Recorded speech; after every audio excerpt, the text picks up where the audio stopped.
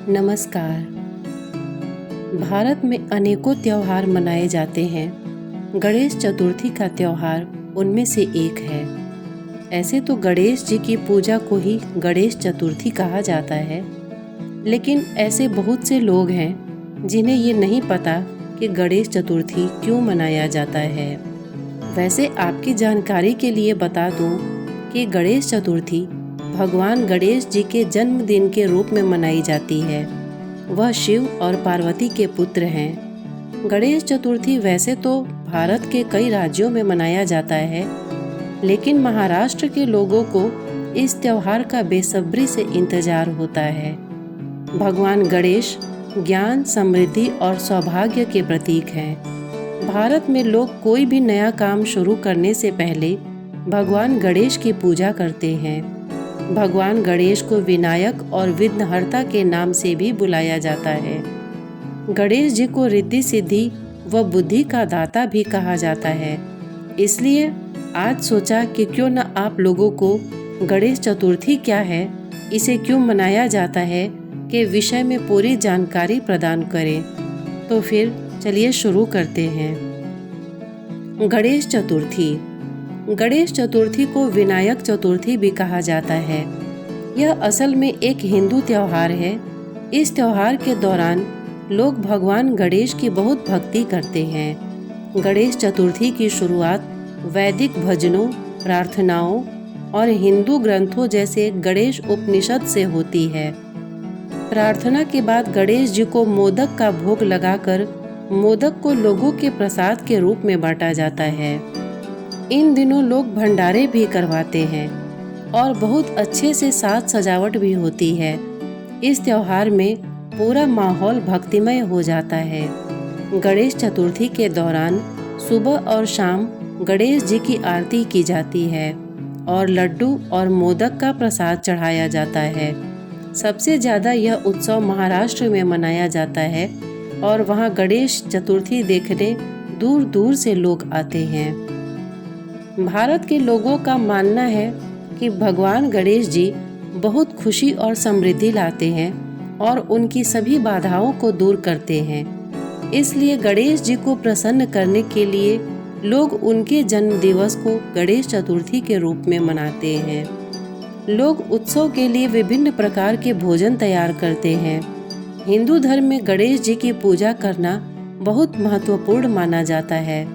ऐसा माना जाता है कि जो लोग पूरी श्रद्धा और विश्वास के साथ उनकी पूजा करते हैं, उन्हें खुशी, ज्ञान, धन और लंबी आयु प्राप्त होगी और उनकी सभी मनोकामना पूरी होती है। गणेश चतुर्थी में इस्तेमाल किए जाने वाले मंत्रों में से जो सबसे मुख्य है वो है वक्रतुंड महाकाय सूर्यकोटि समप्रभ निर्विघ्नं कुरु मे देव सर्वकार्येषु सर्वदा। गणेश चतुर्थी का महत्व। अन्य देवी देवताओं के कहानी या कथा की तरह ही गणेश जी की कहानी भी काफ़ी रोचक और प्रेरणादायी है। चलिए आज उसी के विषय में विस्तार से जानते हैं। एक बार माता पार्वती स्नान करने जा रही थी।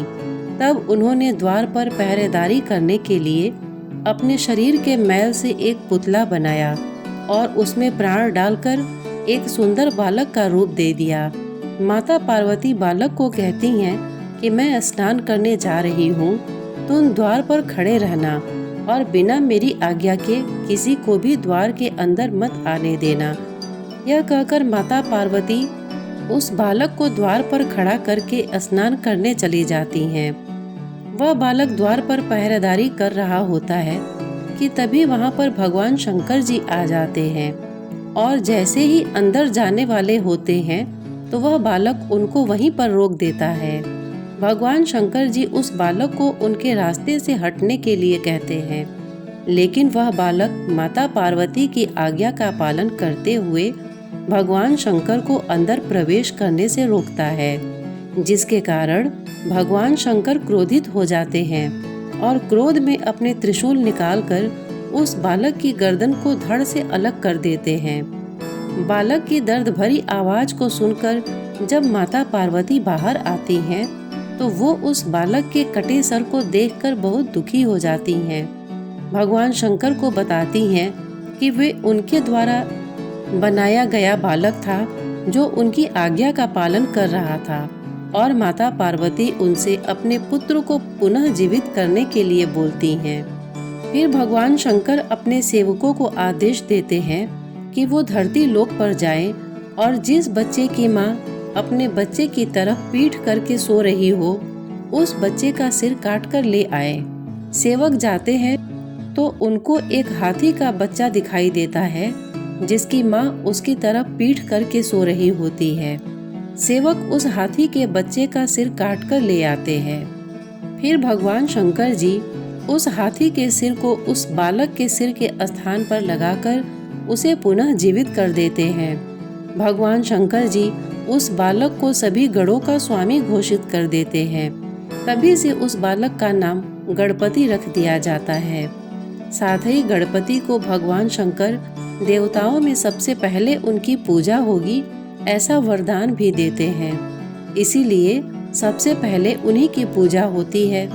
ऐसा माना जाता है कि उनकी पूजा के बिना कोई भी कार्य पूरा नहीं होता। गणेश चतुर्थी व्रत की कथा। एक बहुत गरीब बुढ़िया थी। वह दृष्टिहीन भी थी। उसके एक बेटा और बहू थे। वह बुढ़िया नियमित रूप से गणेश जी की पूजा किया करती थी। उसकी भक्ति से खुश होकर एक दिन गणेश जी प्रकट हुए और उस बुढ़िया से बोले, बुढ़िया माँ, तू जो चाहे सो मांग ले, मैं तेरी मनोकामना पूरी करूँगा। बुढ़िया बोलती है, मुझे तो मांगना नहीं आता, कैसे और क्या मांगूं? गणेश जी बोलते हैं कि अपने बेटे और बहू से पूछकर मांग ले कुछ। फिर बुढ़िया अपने बेटे से पूछने जाती है और बेटे को सारी बात बताकर पूछती है कि पुत्र क्या मांगूं मैं? पुत्र कहता है कि माँ तू धन मांग ले। इसके बाद बहू से पूछती है तो बहू नाती मांगने के लिए कहती है। फिर बुढ़िया ने सोचा कि ये सब तो अपने अपने मतलब की चीज़ें मांगने के लिए कह रहे हैं। फिर वो अपने पड़ोसिनों से पूछने जाती है तो पड़ोसन कहती है, बुढ़िया माँ, तू तो थोड़े दिन और जिएगी, क्यों तू धन मांगे और क्यों नाती मांगे? तू तो अपनी आँखों की रोशनी मांग ले जिससे तेरी जिंदगी आराम से कट जाए। बहुत सोच विचार करने के बाद बुढ़िया गणेश जी से बोली, यदि आप प्रसन्न हैं तो मुझे 9 करोड़ की माया दे, निरोगी काया दे, अमर सुहाग दे, आँखों की रोशनी दे, नाती दे, पोता दे और सब परिवार को सुख दे और अंत में मोक्ष दे। यह सुनकर गणेश जी बोले, बुढ़िया माँ, तूने तो सब कुछ मांग लिया, फिर भी जो तूने मांगा है वचन के अनुसार सब तुझे मिलेगा। और यह कहकर गणेश जी अंतर्धान हो जाते हैं। बुढ़िया माँ ने जो जो मांगा उनको मिल गया। हे गणेश जी महाराज, जैसे तुमने उस बुढ़िया माँ को सब कुछ दिया वैसे ही सबको देना। गणेश चतुर्थी की पूजा की विधि। गणेश चतुर्थी पर सबसे पहले सुबह सुबह नहा धोकर लाल कपड़े पहने जाते हैं, क्योंकि ऐसा कहा जाता है कि लाल कपड़े भगवान गणेश जी को अधिक प्रिय लगते हैं। पूजा के दौरान श्री गणेश जी का मुख उत्तर या पूर्व दिशा में रखा जाता है। फिर पंचामृत से गणेश जी का अभिषेक किया जाता है। पंचामृत में सबसे पहले दूध से, फिर दही से, घी से, शहद से और अंत में गंगा जल से उनका अभिषेक किया जाता है। गणेश जी पर रोली और कलावा चढ़ाया जाता है और साथ ही सिंदूर भी चढ़ाया जाता है। रिद्धि सिद्धि के रूप में 2 सुपारी और पान चढ़ाए जाते हैं। फिर फल, पीला कनेर और दूब फूल चढ़ाया जाता है। उसके बाद उनकी सबसे प्रिय मिठाई मोदक का भोग लगाया जाता है। भोग लगाने के बाद सभी लोग गणेश जी की आरती गाते हैं। गणेश जी के 12 नामों का और उनके मंत्रों का उच्चारण करते हैं। गणेश चतुर्थी भाद्रपद माह शुक्ल पक्ष को चतुर्थी में मनाई जाती है, जो आमतौर पर अगस्त और सितंबर के बीच आती है। यह त्योहार हिंदुओं द्वारा बहुत उत्साह के साथ मनाया जाता है। गणेश चतुर्थी के दिन लोग अपने घर में भगवान गणेश की मूर्ति लाते हैं और 10 दिनों तक पूजा करते हैं और 11वें दिन बड़ी धूमधाम से गणेश जी की मूर्ति का विसर्जन करते हैं। जब तक गणेश जी का मूर्ति स्थापन रहता है तब तक रोज उन्हें स्वादिष्ट व्यंजनों का भोग लगाया जाता है तथा रोज धार्मिक मंत्र का उच्चारण करके उनकी पूजा अर्चना की जाती है। भक्त गणेश जी भगवान से अपने जीवन में सुख समृद्धि और शांति के लिए कामना करते हैं। लोकमान्य तिलक जी ने ही सबसे पहले इस त्योहार को एक निजी उत्सव से बदलकर एक सार्वजनिक उत्सव घोषित किया। इसके पीछे का कारण ये था कि वे चाहते थे कि ब्राह्मण और दूसरी जाति के लोगों के बीच का अंतर समाप्त हो जाए, जिससे कि सभी लोग एक दूसरे के साथ मिलकर इस उत्सव को हर्ष उल्लास से मनाए। इससे उनके भीतर एकता की भावना जागृत हो। मराठा के महाराजा शिवाजी ने गणेश चतुर्थी को एक सार्वजनिक समारोह घोषित किया था। भाऊ साहब लक्ष्मण जवाले जी ने ही सबसे पहले गणेश जी की प्रतिमा को सबसे पहले सार्वजनिक स्थान में स्थापित किया था। भारत के महाराष्ट्र राज्य में सबसे बढ़िया ढंग से गणेश चतुर्थी को मनाया जाता है। गणेश चतुर्थी का त्योहार भारत के अलावा Thailand, Cambodia, Indonesia, Afghanistan, Nepal और चाइना में भी मनाया जाता है। इतने धैर्य से इसे सुनने के लिए आपने अपना बहुमूल्य समय दिया, इसके लिए आपका बहुत बहुत धन्यवाद। नमस्कार।